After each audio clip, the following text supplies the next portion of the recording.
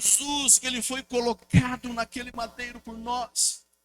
E ele não ficou se escondendo, ele colocou a sua cama.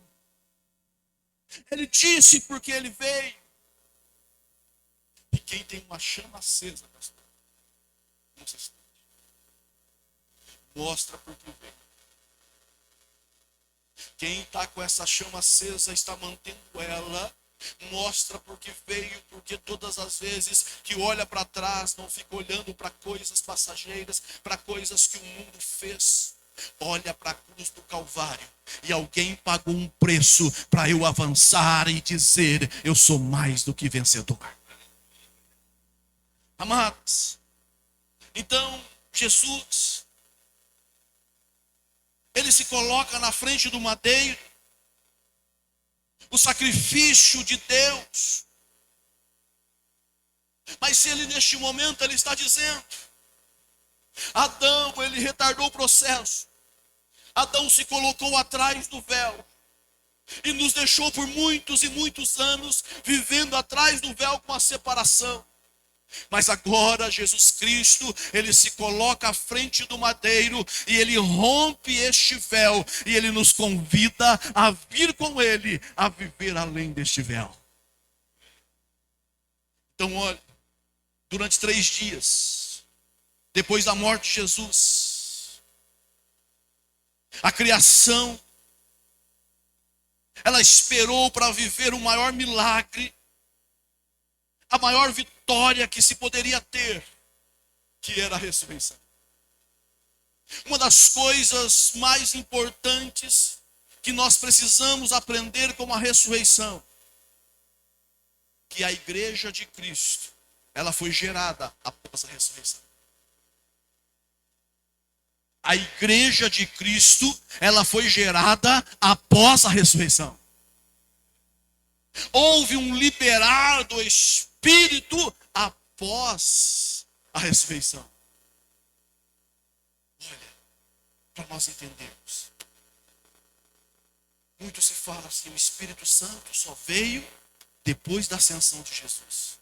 Mas quando o texto fala que o Espírito de Deus pairava sobre a face das águas, e o texto que nós lemos, que o Espírito de Deus estava ali, ele estava ali, só que o véu impedia de agir.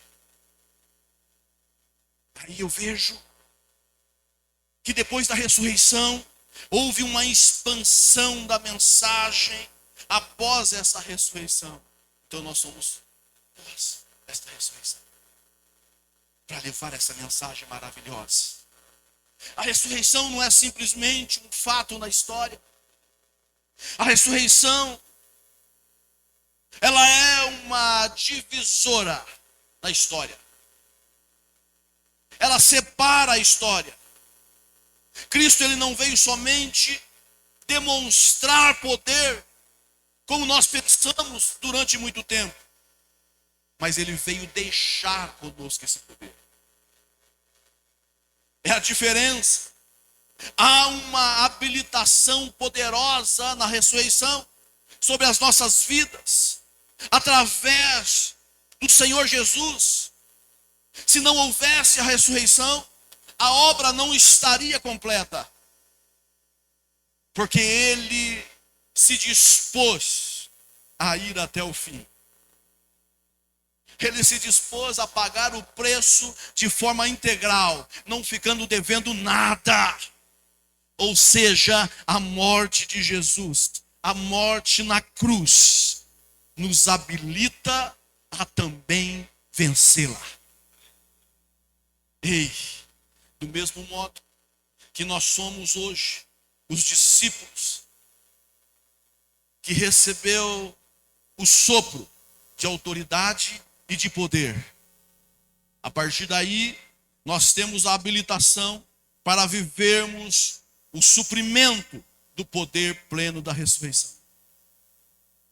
Amados, então vamos nos levantar e vamos nos posicionar além do véu. Viver além do véu significa conquista. Outro dia mesmo nós falamos isso aí numa campanha nacional. E dentro do tabernáculo, aonde estava esse véu. O véu representava a porta de acesso ao Santo dos Santos, que era o lugar de maior intimidade com Deus, aonde se tinha um relacionamento íntimo com Deus. Mas nós estamos vendo uma geração que escolheu viver fora do véu, escolheu viver como Adão quis viver. E alguém fora do véu, queridos, está levando uma vida superficial, uma vida rasa, uma vida não fundamentada, uma vida de apostasia. Tem uma aparência, pois não possui a essência. Nós conhecemos vários, não conhecemos? Tem aparência de crente, mas não é crente. Tem aparência de um homem, uma mulher de Deus, mas depois não justifica que é. Porque está faltando a essência. Se torna um religioso, se torna fraco. Entra numa condição de letargia, queridos, de morte espiritual. É marcado por vida de derrotas. Exatamente por isso que Jesus disse em Mateus 22:14, porque muitos são chamados e poucos escolhidos. Ei, conquista. Essa é a palavra. Tudo nessa vida nós conquistamos. O preço já foi pago. Nós precisamos ter sede pelas coisas de Deus. Em Salmos 42, quando fala da corça, não é verdade? Ela queria, mas ali atrás tinha um predador. Ela precisava passar pelas águas, para que esse predador não alcançasse. Então nós precisamos ter sede pelas coisas de Deus, porque quando nós estamos com Deus, nenhum predador consegue nos abater. Precisamos ser guiados pelo Espírito, queridos, não pelo conformismo. Está numa época que nós estamos nos conformando com o que está acontecendo, amados. Eu sou um conformado com essa geração.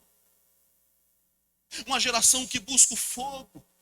Uma geração que busca o avivamento. Mas uma geração que se conforma com tudo. Uma geração que não se levanta. Não levanta a bandeira do Evangelho, queridos. Não para defender, mas para mostrar quem nós somos. E de quem nós somos. Ei, nós precisamos ser verdadeiramente um revolucionário. Revolucionar essa geração com o nome de Jesus Cristo. Ei, mas o que é preciso, pastor, para viver além do véu? Assumir essa postura. Pedro, ele diz assim: mas vós sois geração eleita, sacerdócio real, nação santa, povo adquirido, para anunciar as virtudes daquele que vos chamou das trevas para a sua maravilhosa luz. Ei, aonde nós queremos chegar? Aonde nós queremos chegar? Eu tenho falado muito de processo na minha igreja. E processo dói, queridos. Imagina um processo de Jesus. Processo dói, porque cada processo, ele tem o começo, meio e fim. Amém ou não amém? Mas todo final de processo nós precisamos matar alguma coisa. Todo final de processo nós precisamos matar alguma coisa. E um dia eu aprendi, lendo a palavra, o Espírito Santo falou comigo. O final do processo, para vocês que já têm a chama acesa, precisa matar a carne. Coisa dura isso. Nós estamos no processo, o processo está doendo. E quando nós chegamos no final, olha, terminou, acabou agora o processo. De repente, uma voz vem e diz: agora precisa matar a carne. Muitos aí param, não continuam. Em Hebreus, lá no capítulo 9, ou melhor, no capítulo 10, 19. Tendo, pois, irmãos, intrepidez para entrar no Santos dos Santos, pelo sangue de Jesus, pelo novo e vivo caminho que ele nos consagrou pelo véu, isto é, sua carne. Isto é a sua carne.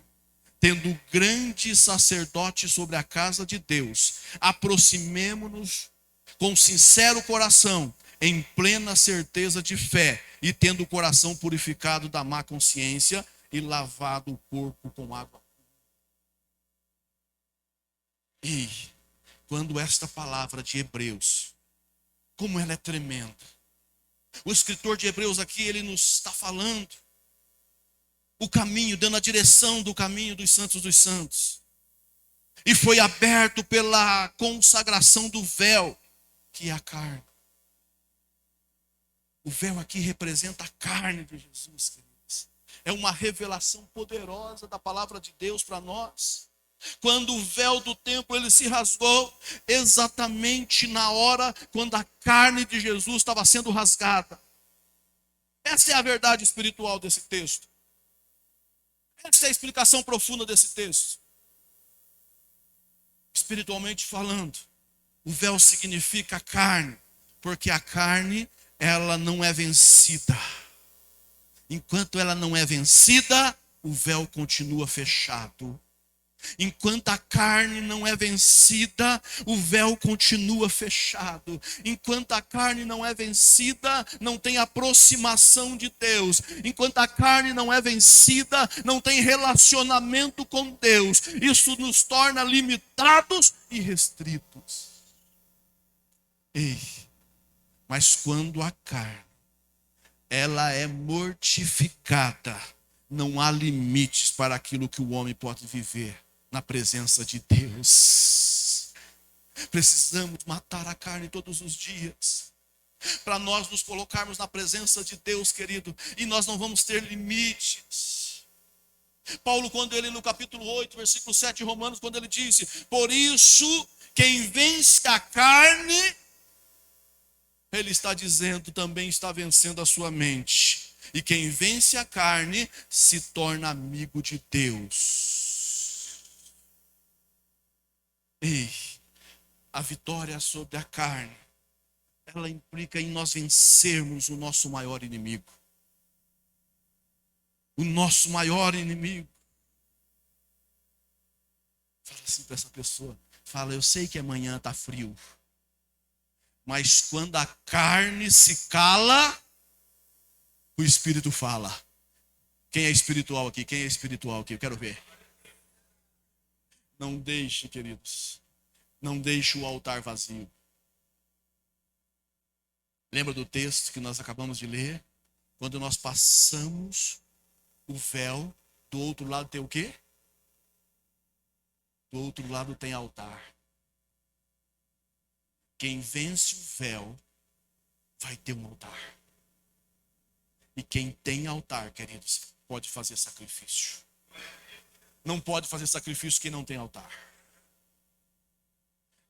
Então, se nós agora vencemos, passamos o véu, então nós precisamos entender que tem um altar.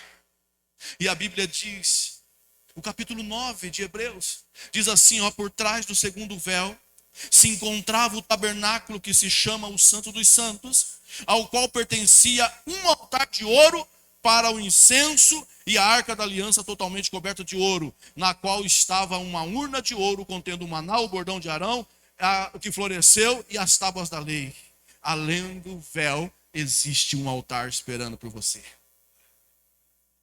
Altar, ele nos traz aqui dois aspectos na vida cristã: adoração e serviço. Adoração e serviço. Serviço e adoração. Um exemplo de adorador é Abraão. Abraão, quando ele sobe, queridos, é a primeira vez que Abraão ele tem uma atitude de adorador. É quando ele sobe para o sacrifício, lá no Moriá. Só que Abraão, ele quando sobe, o menino pergunta para ele e fala assim: pai, nós temos tudo aqui.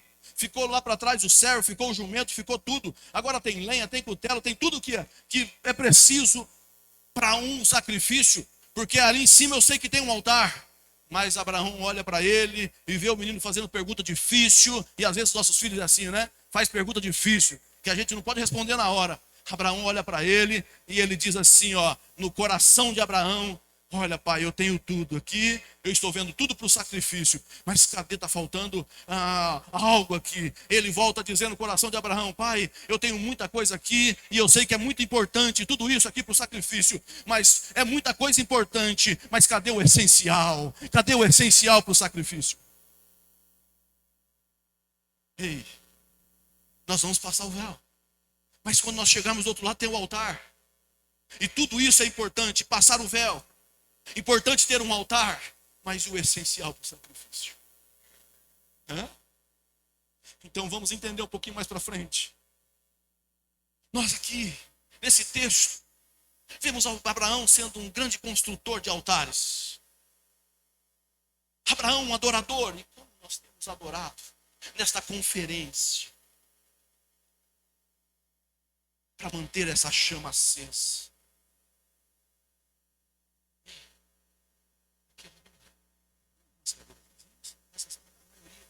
Tem pessoa sentada. Será que essa pessoa, se ela tocar em você, quem que é? Será que se ela tocar, vai ter uma chaminha? Às vezes ela chegou aqui nessa manhã, apagadinha. Apagadinha, não consegui nem dar um glória a Deus. A chama está acesa, mas ela nem aquece mais. Mas e você? Como que está essa chama aí, será? Será que ela vai se acender ou não? Será que essa chama, será que ela não está com um pouco de cinza por cima?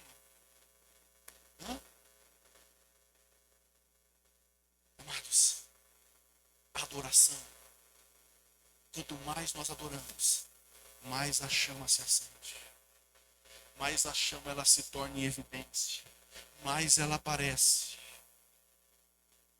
de acordo com a nossa entrega. E a pergunta é: como está agora o altar? Ele está vazio? Ou tem sacrifício nesse altar? Olha, enquanto eu viver, eu terei uma oferta para entregar a Deus. Não há mais nada, não há nada mais importante do que a nossa vida no altar. Nós podemos falar de tudo aqui, só não podemos perder o altar. Então olha só, santidade é vida no altar, amém ou não amém? Mas agora, santidade, como que ela se expressa na minha vida? Quando tem oferta no altar. E quanto mais oferta, mais santidade. Então, queridos, a oferta de vida é quando o homem ele se relaciona com Deus. Mas quanto mais o homem se relaciona com Deus, mais oferta ele coloca no altar. Mais ele sacrifica a oferta.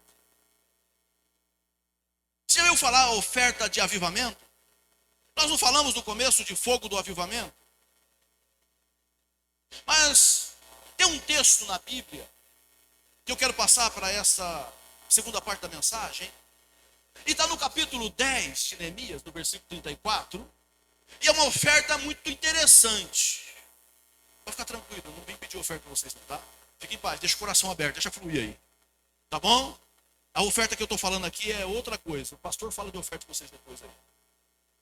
Mas esse texto de Neemias, ele diz assim, ó: também lançamos sortes entre os sacerdotes, levitas e o povo acerca da oferta de lenha, oferta da lenha que havia de trazer à casa do nosso Deus, segundo a casa dos nossos pais, a tempos determinados de ano em ano, para se queimar sobre o altar do nosso Deus, como está escrito na lei. Já ouviu falar de oferta de lenha? Qual é o texto que vocês estão usando aqui para esta conferência? De Levítico capítulo 6, não é isso? E lá está escrito o quê? Que se faltar lenha, o fogo apaga. Mas agora aqui Neemias está falando de uma oferta de lenha. Neemias foi aquele que reconstruiu Jerusalém. E ele está dizendo, o povo está apagadinho, está cheio de cinza, precisa trazer lenha nesse altar para que haja fogo, que a chama aumente. Que nunca se acabe esse fogo, que ele não se apague. Não é só cantar a canção, é trazer lenha no altar, é ofertar lenha no altar, queridos. Então a Bíblia, ela traz para nós aí referências maravilhosas sobre isso. Queridos, quando nós chegamos à casa do Senhor, nós precisamos ser a lenha para queimar no altar. Nós precisamos ter essa responsabilidade. Eu não quero nem saber se o pastor Eduardo vai estar lá nessa conferência hoje ou não. O que eu quero saber é que eu vou ser a lenha naquele altar. Eu quero dizer uma coisa para você: enquanto você for lenha de sacrifício, de oferta no altar, não vai faltar o fogo. Enquanto você for a oferta nesse altar, eu quero dizer para você que não vai faltar a chama, e a chama vai manter acesa. Ei, vamos entender isso. Quando nós queremos agradar alguém, o que nós fazemos? Nós damos presente. Isso demonstra o amor que nós sentimos pela outra pessoa, não é verdade? Mas quando nós levamos uma oferta para oferecer a Deus, nós estamos demonstrando através deste ato que nós amamos a Deus.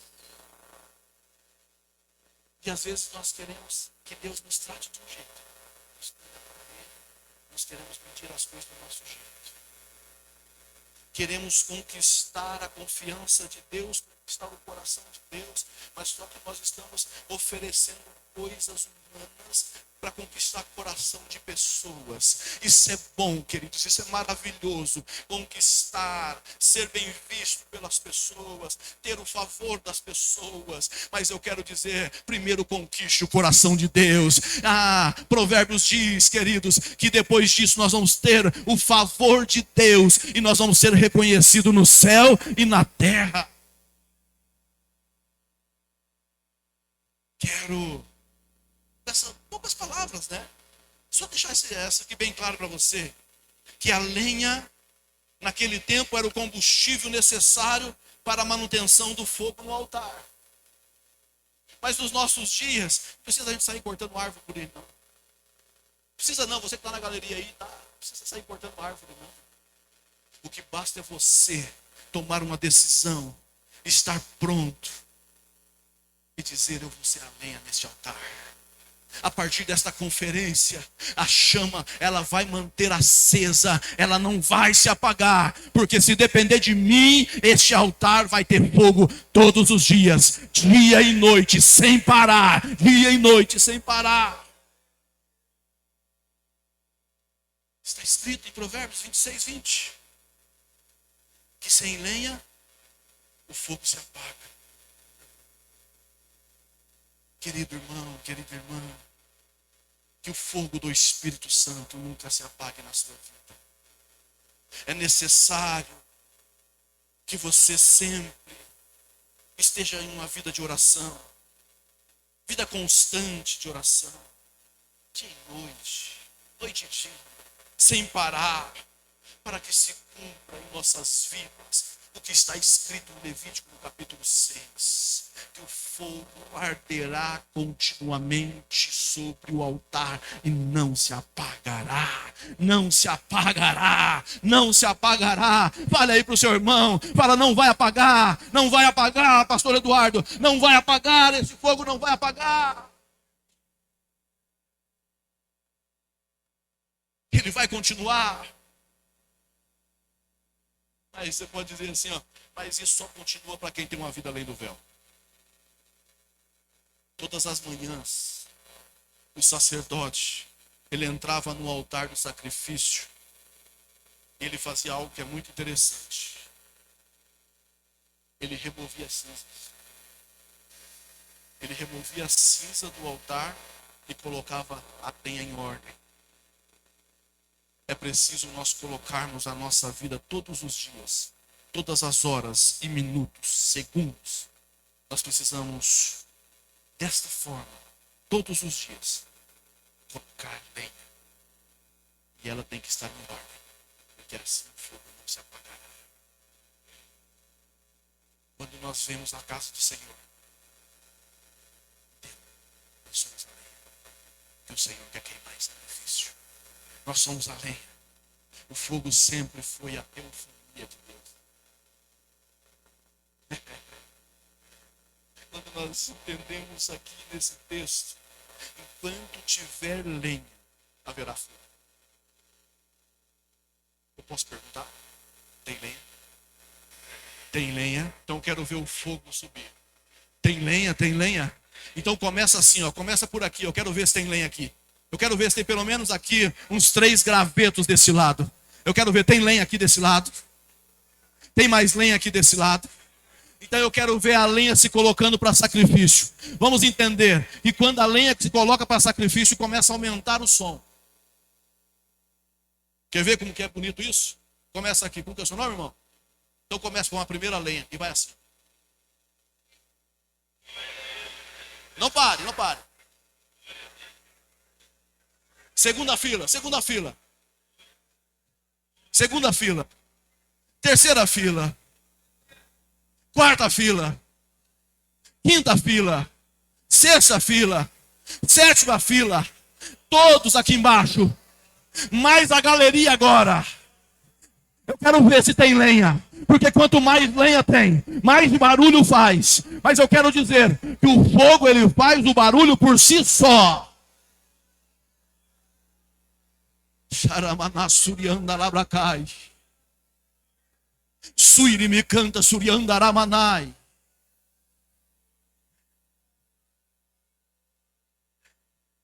Porque Deus, ele anda em meio ao fogo. Eu lembro um dia que um homem na Bíblia chamado Moisés, ele estava lá passeando, lá com as ovelhas de seu sogro. E ele poderia ir para Campina, para qualquer lugar, ele vai para um lugar que tem monte. Mas Moisés é esperto. Ele fala, vou para perto do monte, porque monte é alto. E Deus, ele costuma agir em lugares altos. Ele ouve uma voz e ele vai para aquela voz. E ali ele vê um fogo no arbusto. E quando ele vê um fogo, ele vai lá e ele ouve uma voz saindo daquele fogo.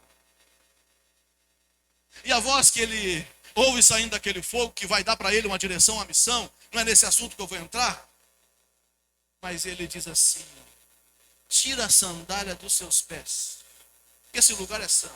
Sabe o que Deus estava dizendo? Tira a sandália dos seus pés, porque nesse lugar tem fogo. E quem vem diante do fogo de sandália não sente o fogo. E quem não sente o fogo não entra no mistério. Quem não sente o fogo não se envolve com ele. Agora você já viu alguém pisar no fogo e ficar parado? Hã?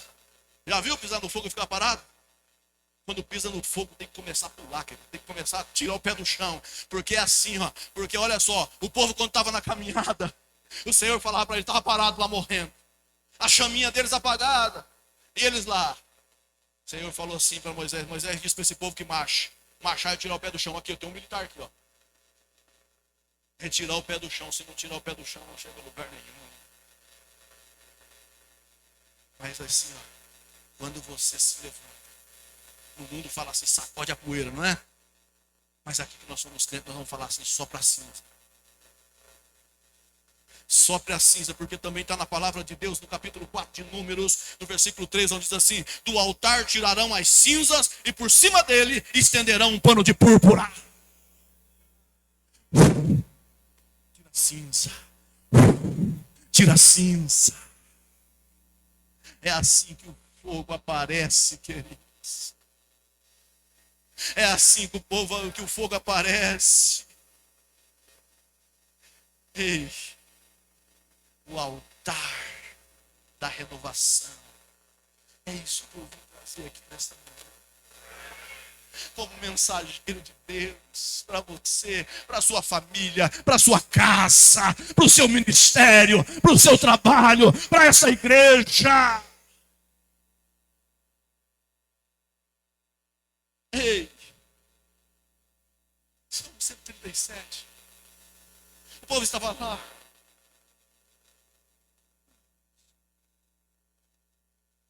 cativos. E ele estava dizendo assim: ah, nós já estamos presos, Deus toma camada. Ah, o Brasil já está aí, do jeito que está. Você não pode falar mais essas coisas, não, cara. Já está do jeito que está. Então eu vou desistir, se der o que der, eu vou ficar no meu canto aqui, o sofá tá bom. Aí pediram para eles uma canção. Eles que cantavam, entoavam louvores maravilhosos de Sião. Aí o Salmo 37 está apontando para o cativeiro, e ele dizendo assim: não, nós não temos mais nenhuma canção, já penduramos a chuteira. Não tem sentido cantar as canções de Sião aqui. Mas o mundo está clamando. Eu quero ouvir as canções que os crentes cantam lá na igreja. Talvez tem vizinhos aqui, queridos, que fica com o ouvido aqui de manhã assim, ó. Eu acordei cedinho hoje, não me interrompa, porque eu quero ouvir a música dos crentes. Aí chegamos aqui, chama o pastor do lado, pode me corrigir vocês. Tá. Chama o pastor do lado, pastor. O som está incomodando. Eu vou deixar o som alto também ao ponto, né? Mas o som ele tem que ter uma alturinha razoável para que aqueles que querem ouvir lá fora possam ouvir. Mas você sabe qual é o som que eu estou dizendo? Não é o som dessas quatro paredes. É o som da lenha queimando aí fora.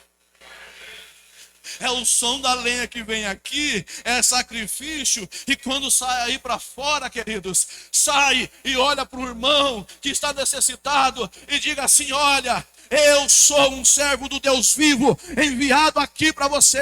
Ei, tem uma igreja onde eu vou congregar, aonde tem um pastor, e esse pastor é o pastor Eduardo. Lá naquela igreja Deus está curando, está libertando. Lá naquele altar tem sacrifício, lá naquele altar tem uma chama. E quando você for lá, a sua história será mudada como ele mudou a minha. Oh. Essa voz tem que ecoar aí. Não é só o som dessa caixa, não. Porque hoje é o som da caixa saindo para fora e daqui a pouco a polícia vai parar nós. É. Quando eu cheguei aqui, eu já cheguei ouvindo louvor. Cadê o irmão do louvor? A voz forte. Né? Aí, se tem aqui uma pessoa boa e pessoa de canto, vai falar assim: voz de peito, tem uma voz de cabeça, voz de nariz, voz não sei do que, né? Para mim, importa que a voz ecoe. E ela ecoou levando uma mensagem.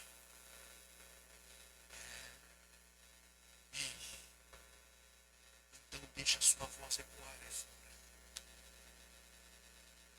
Deixa a voz ecoar aí fora. Para que o nome do Senhor seja glorificado.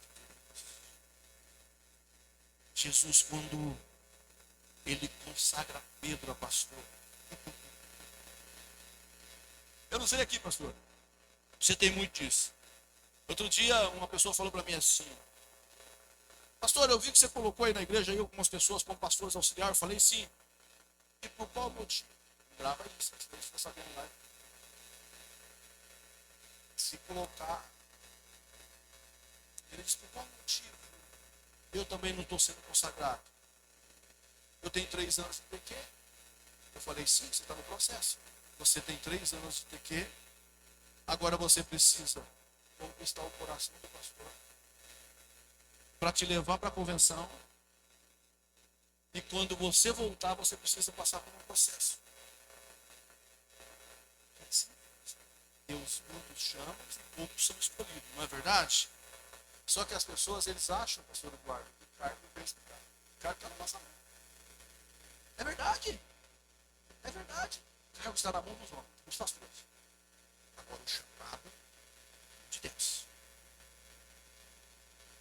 Não se preocupe com o cargo. Se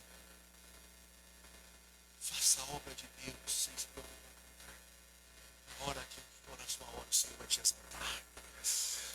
Nós fomos feitos para servir, ser servos. Jesus, ele quando consagrou Pedro, ele não perguntou para Pedro: você prega bem? Ele não falou isso para Pedro, não. Pedro, você prega bem? Pedro, você é formado?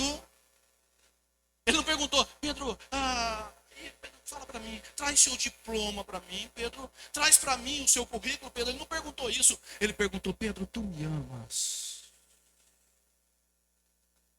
Pedro, tu me amas? O servo é espontâneo. E o servo reconhece quem é o seu Senhor. Ei, nós precisamos ter uma experiência com a glória de Deus.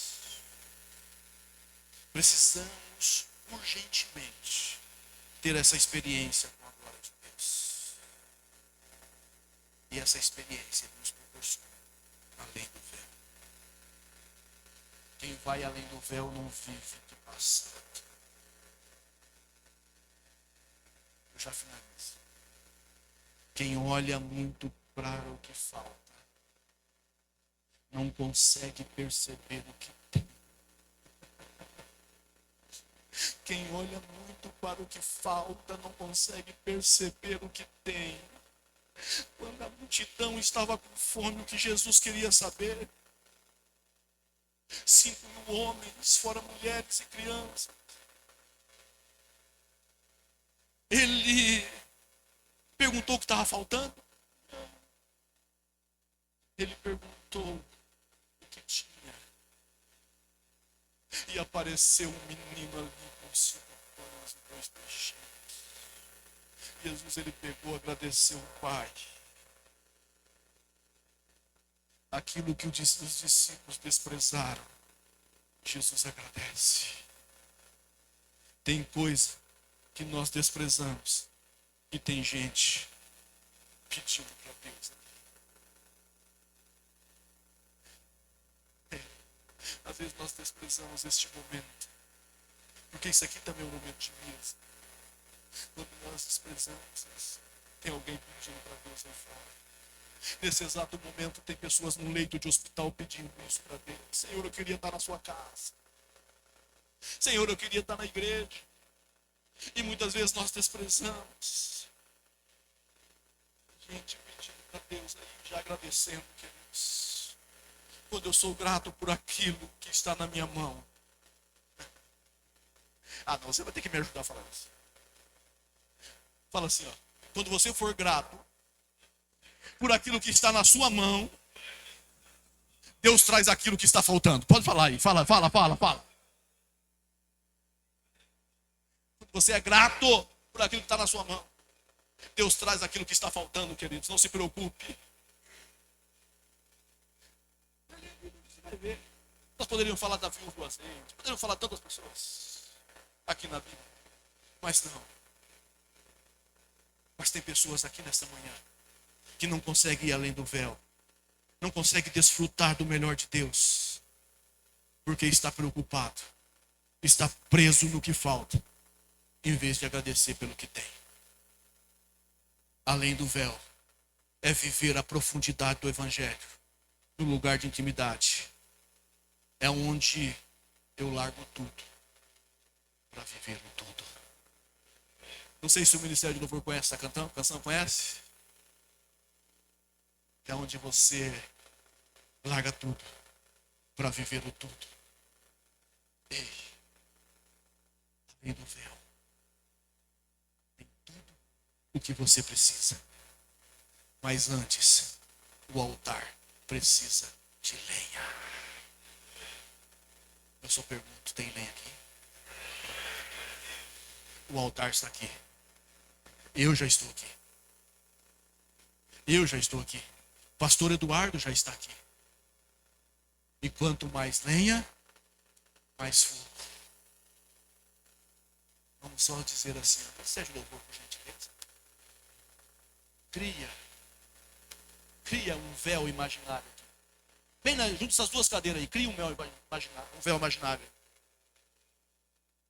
O altar está aqui. E aqui Tem uma chama acesa. Nós estamos aqui. Só que esse fogo precisa aumentar. Esse fogo precisa aumentar. Agora eu quero ver se tem lenha aí para passar esse véu e vir até aqui. Eu quero ver se